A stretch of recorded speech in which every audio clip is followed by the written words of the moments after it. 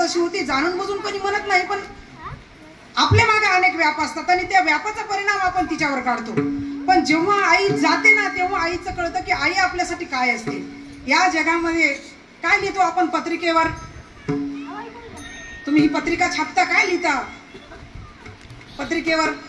की कुठे जायची गरज नाही, आई वडिलांची सेवा करा. माता पितरे सकळ तीर्थाची धुरे, म्हणजे सर्व तीर्थ जर आई जवळ आहेत, आपण पत्रिकेवर छापतो, लोकांना सांगतो, पण आपण तसं वागत नाही. हिची खंत त्यांना वाटते. आणि हे माणसानं जर फक्त आचरणात आणलं का, बोलण्यापेक्षा जास्त आचरणात आणलं तर इथंच स्वर्ग आहे, इथंच सर्व काही आहे, इथंच आपल्याला समाधान पण मिळतं. यानंतर काय करते? अभंगाच्या 3ऱ्या चरणामध्ये